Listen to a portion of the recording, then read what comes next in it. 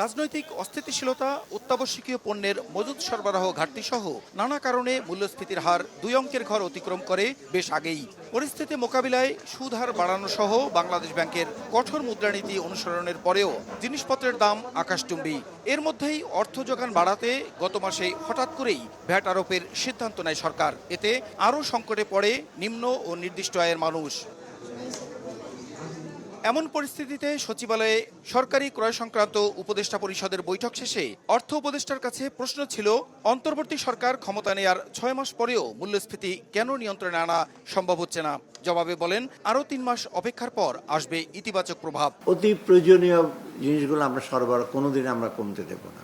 এর মধ্যে চাল একটা, ডালটা একটু টেম্পোরারি, মসুর ডাল, সয়াবিনটা মোর ইম্পর্টেন্ট, তারপরে আপনার আর অন্য অন্য যে জিনিসগুলো আছে সেগুলো আমরা সার, বিশেষ করে আমাদের একটা এই যে বড় আসবে, বড়রা কিন্তু আমাদের অনেক সারের প্রয়োজন আছে।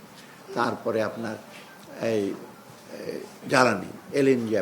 বাংলাদেশের অর্থনৈতিক অবস্থার সঙ্গে শ্রীলঙ্কার তুলনা করা ঠিক নয় মন্তব্য করে উপদেষ্টা আরও বলেন, দেশের মাত্র 12টি ব্যাংক কার্যকর থাকলেও বাকিগুলো চলছে খুঁড়িয়ে খুঁড়িয়ে।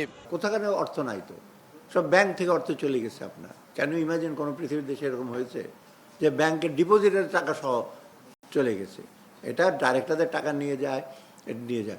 টাকাই তো নাই ওদের। ভ্যাটের প্রভাবে পণ্যের দাম যতটুকু বেড়েছে, ব্যবসায়ীরা তার চেয়ে অনেক বেশি মুনাফা করছেন বলেও মন্তব্য করেন অর্থ উপদেষ্টা।